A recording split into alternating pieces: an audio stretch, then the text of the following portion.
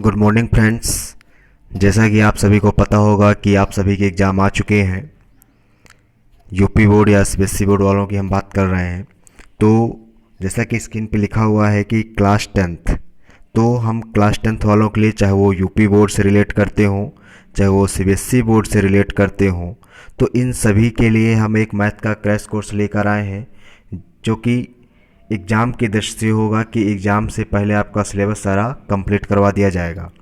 तो इस crash course को देखने के लिए हमारे यूट्यूब चैनल को सब्सक्राइब करें और ज़्यादा से ज़्यादा लोगों तक शेयर करें।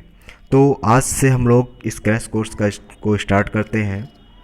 तो जिसमें से हमारा जो पहला चैप्टर रहेगा वो क्या पढ़ाएंगे, चलिए आज हम सभी को जानकारी दे दें। पहले तो आपका पहला चैप्टर हम पढ़ाएंगे जो आपकी बुक का चैप्टर नंबर 8 है। चैप्टर नंबर आपका 8 है और जिसका नाम है ट्रिगो, जिसका आपका नाम है ट्रिगो। ट्रिगोमेट्री आप पढ़ते हैं, ट्रिग्नोमेट्री। तो आज से हम लोग ट्रिग्नोमेट्री स्टार्ट करेंगे बिल्कुल बेसिक से। जिस बच्चे को कुछ भी नहीं आता होगा तो वो भी इसमें बिल्कुल अच्छे से कवर कर लेगा, पकड़ बना लेगा अपने। तो चलिए आज से हम स्टार्ट करते हैं ट्रिग्नोमेट्री।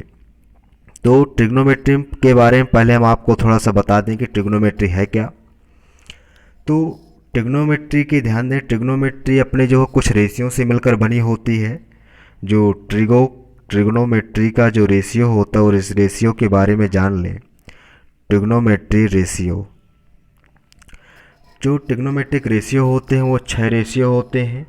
पहला आपका होता है साइन, दूसरा होता है कॉस या कोसाइन बोल सकते हैं आप, तीसरा होता है टैन, अगला होता है कॉट, नेक्स्ट होता है आपका सेक और अगला होता है कॉसेक। ये आपके 6 ट्रिग्नोमेट्री रेशियो होते हैं जिनको हम हिंदी में त्रिकोणमितीय अनुपात कहते हैं। तो जो ट्रिग्नोमेट्री यूज होती है वो हमारी हमेशा समकोण त्रिभुज पर यूज होती है, यानी कि राइट एंगल ट्रायंगल पे यूज की जाती है। चलिए इसके बारे में बता दें आपको कि राइट एंगल ट्रायंगल है क्या।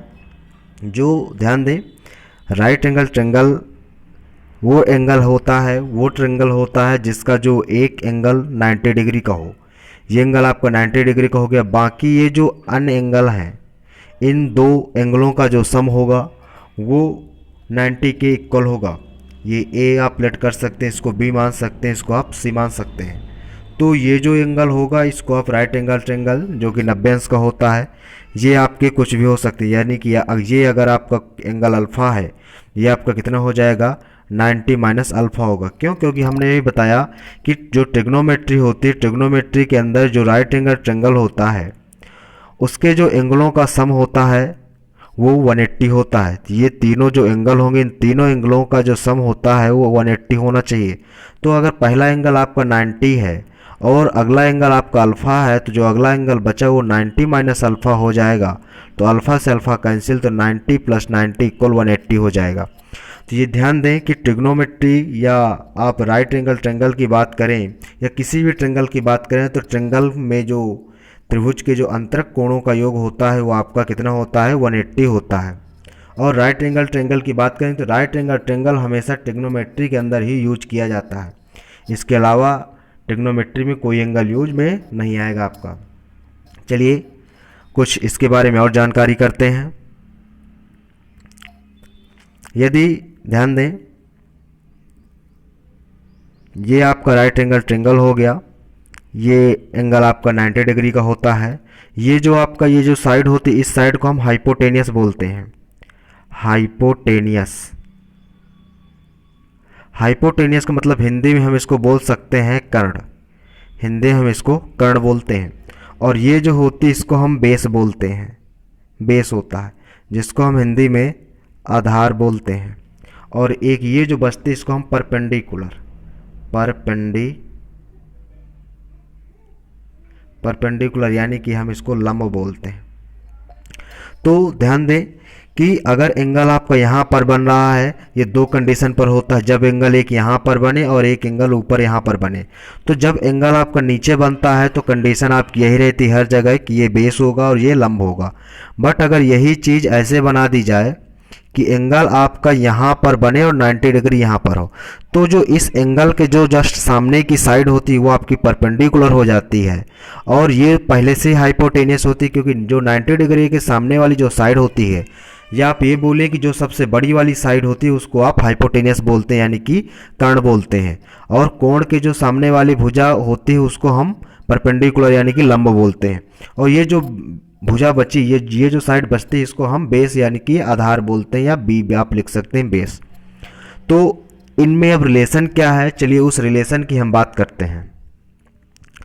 जैसे कि यदि हम यहाँ से साइन की बात करें, साइन थीटा, थीटा यानी कि हमारा एंगल है, जैसे कि ये अगर बना हुआ है और इस एंगल को हम थीटा मान लें, ये तो हमारा 90 डिग्री होता है, ये ए हो गया, ये बी हो गया, ये सी हो गया। तो अगर साइन थीटा की यहाँ से वैल्यू पूछी जाए तो होती क्या है, तो एक छोटी सी ट्रिक है, उस ट्रिक को आप लोग याद रखेंगे, एल ए एल अपॉन के ए। ये जो पहला एल है, ध्यान दें इसको दो टाइप से पढ़ते हैं, जब आप ऊपर से पढ़ते हैं और नीचे से पढ़ेंगे। जब ऊपर से पढ़ेंगे, ऊपर से कैसे, लाल बटे कक्का इसको पढ़ते हैं, ठीक है। तो इसको एल का मतलब लंब, लंब यानी कि परपेंडिकुलर, ए का मतलब है आधार, आधार यानी कि बेस, फिर एल का मतलब है लंब, लंब यानी कि परपेंडिकुलर। यहाँ पर जो के है, के का मतलब होता है आपका कर्ण यानी कि हाइपोटेनियस। तो इसके बारे में आपको हम बता चुके हैं। तो तीन चीज़ें लिखी हुई हैं, एक एल अपॉन के, एक ए अपॉन के, एक एल अपॉन ए। अगर इसको हम जस्ट उल्टा पढ़ते हैं कि के अपॉन एल, के अपॉन ए और ए अपॉन एल, ये क्या चीज़ें हैं, तो इसके बारे में हम अभी बता रहे हैं। जैसे कि अगर साइन थीटा की बात की जाए तो साइन थीटा, ये पहला जो होगा ये साइन होता है, यानी कि एल बटे के आपका साइन का वैल्यू होगा। अगर यहीं से हम कॉस थीटा की वैल्यू पूछ लें तो जो ए अपॉन के लिखा हुआ है ये आपका कॉस थीटा का वैल्यू हो जाएगा। इसी प्रकार ये जो अगला है हमारा, ये टैन का वैल्यू हो जाएगा, टैन थीटा यानी कि एल अपॉन ए। तो ये एल अपॉन ए आपका टैन थीटा का वैल्यू हो जाएगा। इसी प्रकार आपसे पूछ लेता है कि कोसेक का वैल्यू आप बताइए, तो कोसेक का वैल्यू हो जाएगा, जस्ट यहाँ से उल्टा चलते हैं, यहाँ तक आ चुके हैं, यहाँ से फिर चलना है तो उल्टा हो जाएगा ए अपॉन एल, ए अपॉन एल। और जब अगर आप यहाँ से आप वो अगला सेक की बात करते हैं, सेक ए की, तो सेक ए बराबर हो जाएगा के अपॉन ए, के अपॉन ए। अगर यहीं पर हम बात कर लें कॉट की, कॉट ए बराबर क्या होगा, तो कॉट ए बराबर होगा के अपॉन, सॉरी कोसेक है आपका के अपॉन एल होगा, ये आपका के अपॉन एल होगा, और ये हो जाएगा, ये आपका ए अपॉन एल हो जाएगा, ठीक है। तो यहाँ से आपको ये बात समझ में आई कि अगर हम साइन की बात करते हैं, जो साइन थीटा होता है वो एल अपान के है, बट अगर कोसेक की ही बात करें तो के अपान है, यानी कि जस्ट इसका उल्टा है। तो ये ध्यान दें, यहाँ से एक नियम आपको ये समझ में आ गया कि जो साइन का जो व्युत्क्रम है, यानी कि जो साइन का जो उल्टा है या साइन का जो इन्वर्स है, साइन का इन्वर्स आपका क्या होता है, कोसेक होता है। और यही बात यहाँ पर कोसेक पर लागू होती है कि क्योंकि कोसेक का जो वैल्यू है ए अपॉन के है, और यहाँ पर जो सेक का वैल्यू हुआ आपका के अपॉन ए है, तो इसका भी ये भी जस्ट अपोजिट है कॉस के। तो ये भी ध्यान देना है कि जो कॉस का जो इन्वर्स या कॉस का जो अपोजिट होता है वो आपका सेक होता है। और यहाँ पर यही बात टैन में लागू होती है कि टैन का जस्ट अपोजिट क्या होगा, आपका कॉट होगा। तो ये सारे के सारे जितने भी फार्मूले आज हमने आपको बताए, ये सारे के सारे फार्मूले आपको लर्न करना है। चलिए इसके बाद की जो क्लास होगी वो कल लगेगी।